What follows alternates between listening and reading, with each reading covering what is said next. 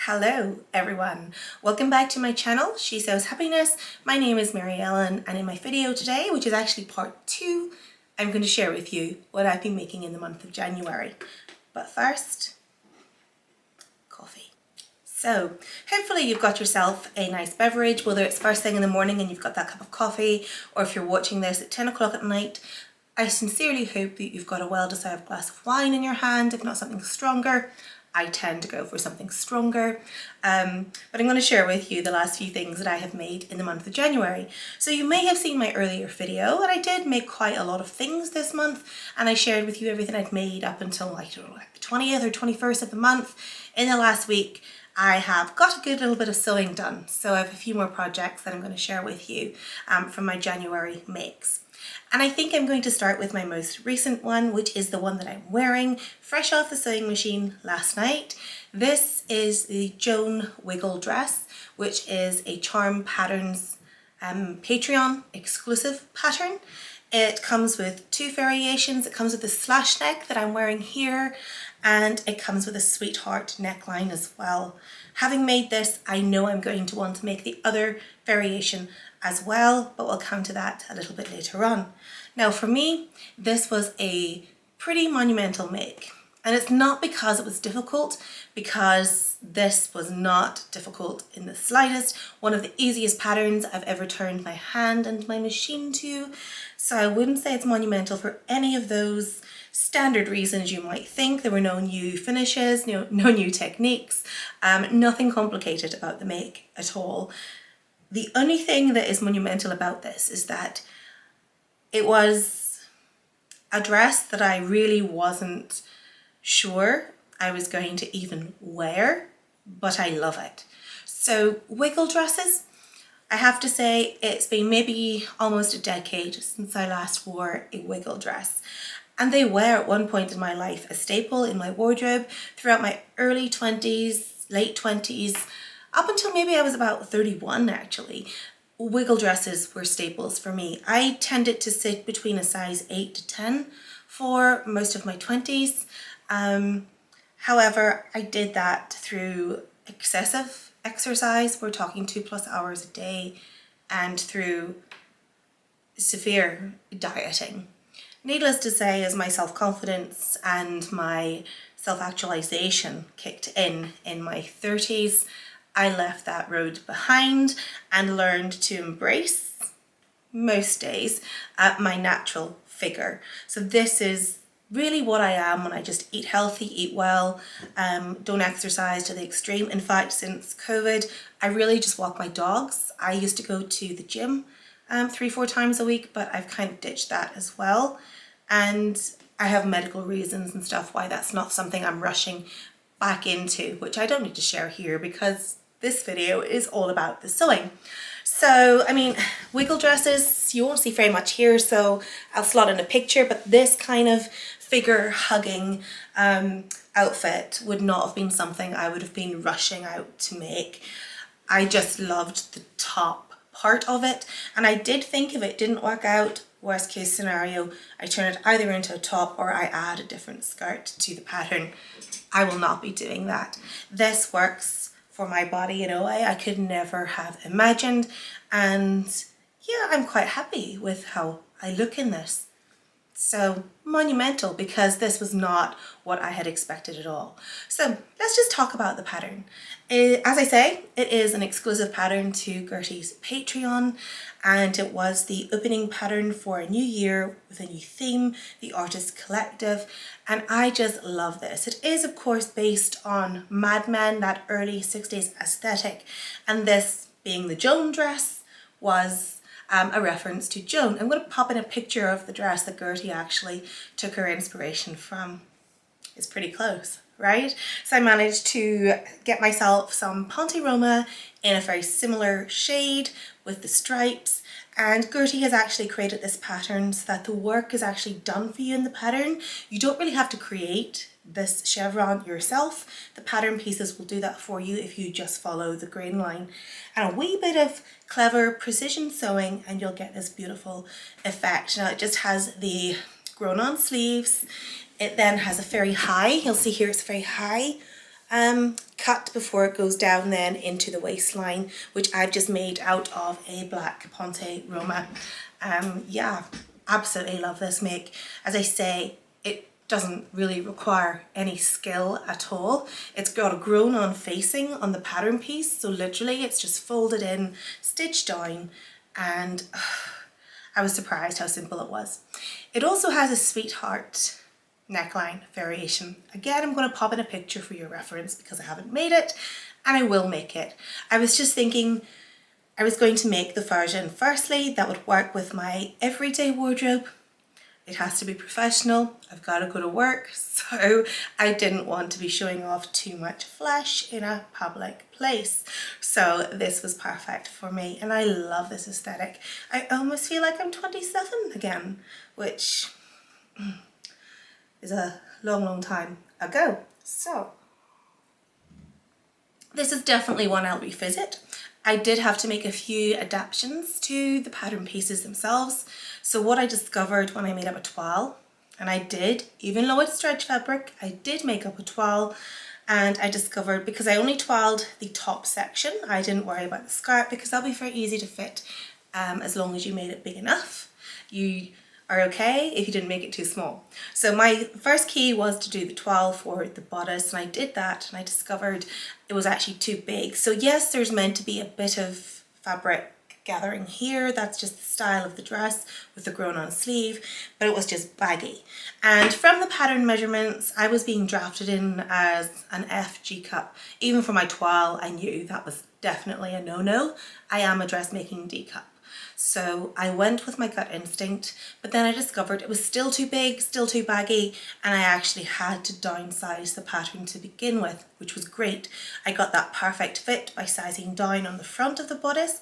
What I discovered by sizing down on the back was there was still a little pull.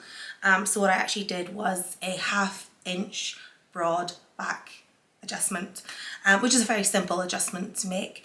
And as I get a bit more confident with my video editing skills, I'll start to show you some of those adjustments that I'm making to my pattern pieces as I go along. I also added just a 1/2 inch to the length of the bodice. I'm only 5'1", but I needed to add a little bit of length to the actual bodice section to get it to sit where I wanted it to sit, rather than just right underneath the bra line. So I did do a few adjustments.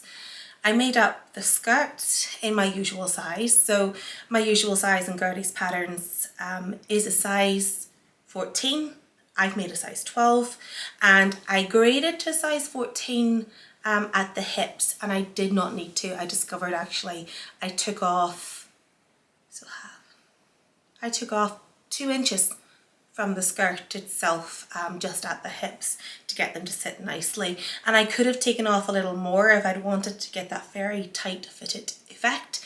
But if you can see from the picture here, I'm really comfortable with the fit that I've got, and I don't feel like I need to use the stretch in the fabric at the hips. I think the skirt sits really well as it stands. So yeah, I love this. I will be making others, and I will be going on a bit of a fabric hunt to get some things in February. So we'll wait until I do a few more projects before I revisit this one here. But yes, absolutely love it. If this is the tone for the Patreon Gertie has this year, I don't think I'll be disappointed. So what else have I been making then? So the second thing, I'm going to work my way back. The second thing I made was another jersey make, and you know, until I started sewing, jersey had no part in my wardrobe at all. The only garments that would have stretched in my wardrobe were the leggings I had for going to the gym. Everything I had was very form-fitting, tailored style. I didn't really go for that stretch fabric at all, but I think maybe what happened was lockdown happened and I was working from home, and comfort became more of an imperative for me. And one of the patterns that I discovered during lockdown via a good friend of mine, and that is the Colette Moneta Dress. It has become a staple in my wardrobe. There's another of them just here right behind me, made in a beautiful cotton jersey from Jenny Stitches from quite a while back now, but that's where I got that fabric. And if you're looking for rose prints, Jenny Stitches is the place to go. She always has fantastic florals and rose prints, and that really appeals to that vintage inspired look that I go for. So yeah, I made another Moneta dress. So I'm going to pop a picture in here, and I changed it a little bit. So it's not your standard Moneta dress, which comes with a gathered skirt. I like to elevate mine now. So the first few I made did have the gathered skirt, and you can see the one just behind me here has a gathered skirt, and it's lovely. It's very everyday. But this time, I think because the fabric was a bit mad, I don't really wear a lot of leopard print. So I decided just to go full out, and I've actually added a swing skirt, a full circle skirt to this version. And just one of the things I would tell you to do whenever you're making your jersey garments is at the waistline, always reinforce, because the last thing you want is to have that gorgeous fit and flare wear out over time. So I always just sew on a clear elastic around the waistband. And the one that I like to use, I wouldn't really use any others. I've tried Prim and things like that. They just don't work the same. The one I use is this frame elastic T6. So I'll just show you what that looks like there. And if I just pop this out, I mean, it's not bulky, it doesn't irritate the skin. It's fantastic for anything that you need to reinforce, including shoulder seams, which sometimes you'll want to reinforce in your jersey knits as well, because they're the other seam that can come out. But you can see how fine that is. And the stretch is incredible. And I've just found that's really long lasting. And that's the one that I'd use for everything. So that's my transparent elastic recommendation, which is completely an aside, but there we are. It's always nice to share our favorite things, isn't it? So there's not really much to say about this dress. I have blogged about it on several occasions. I've probably made maybe 6-7 of these now. And if you want to find out more about how I found that dress, you can go to my blog, www.shesewshappiness.com, and there will be a pattern review there for the Moneta dress. So that was my second make in the second half of the month.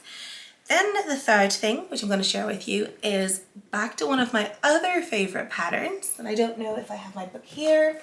I do. So if you've watched any of my other videos, you'll know that this is one of my favorite ever books. This is Gertie sews Jiffy dresses. I bought this like basically the week I started sewing, and I have used it ever since whenever I just need a wee bit of guidance, or just to check that I'm doing something right, or to find a tip or a technique that is vaguely familiar in my head. That's where I've read it, so I turn there and it's pretty much become my Bible. But the Boatneck dress pattern in there is literally a staple in my wardrobe. I have used it again, and this time I made a red micro polka dot dress from it. So I'm going to pop in a picture just for reference. So the Boatneck dress is gorgeous. It has that Boatneck neckline. It has a scooped back, which I think is a beautiful detail. Just makes it a little bit more dressy for going out and things like that. And the Boatneck dress in the book does come with a gathered skirt, but similar to the Moneta dress, I like to change that up, and I've actually added a full circle skirt to the dress this time, and I just think it is so smart looking, and it's a very classic piece for my wardrobe. The fabric there I loved, because I love polka dots, but I'm not always wanting those massive polka dots. So sometimes something a little bit more subtle is welcome in my wardrobe. Not often, but sometimes. And so this, when I saw it on the Felicity Fabrics website, was perfect. They actually have this fabric in 4 different colorways, and I am tempted maybe to get another at some point, but I absolutely love this dress, and it's perfect for work, office, perfect for going out.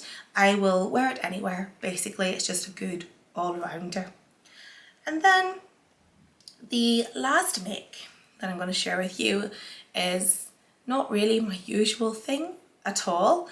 So this is, popping in a picture, the, well, I think, Seamwork Astoria Sweater.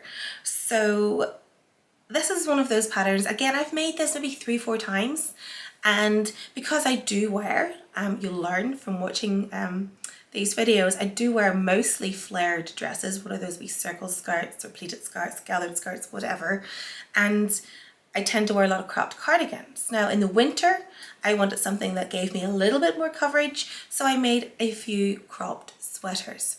So this is a bit cutesy, but it was a kitsch enough, I think, to make it into my vintage inspired wardrobe. And it's just a beautiful cozy sweater to say I have some work to do from home. You know, as you sit at the desk and you're not moving and you're literally just working away, you can get a bit cold. Well, that's my perfect cozy throw-over dress, and I still feel pretty smart in it because I can wear it over my dresses. It's cropped, it sits neatly at my waistline, and I think it's pretty cute. And I know that I will bring it out again next winter.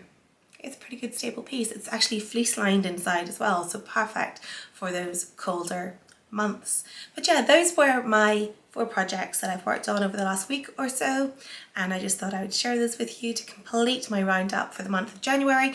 If you missed my previous video, you'll see what else I was up to if you go and watch that. Just a couple of videos back. There's not that many there to go through because I think this might only be my 6th video so far.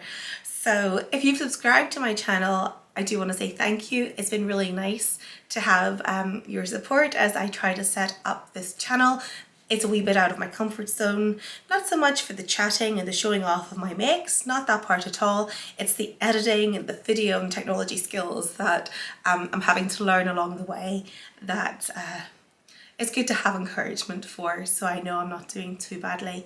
If you haven't subscribed, I'd really love it if you would. And yeah, any questions, any comments on my makes this month, I will get back to you if you just write to me there in the comments. I've been enjoying the conversations that I've been striking up with you in the comments, so thank you so much for that. Do keep them coming. And whatever you're up to, enjoy what's left of your day or evening, whenever you're watching this. Thank you so much for stopping by. Take care. Happy stitching. Bye.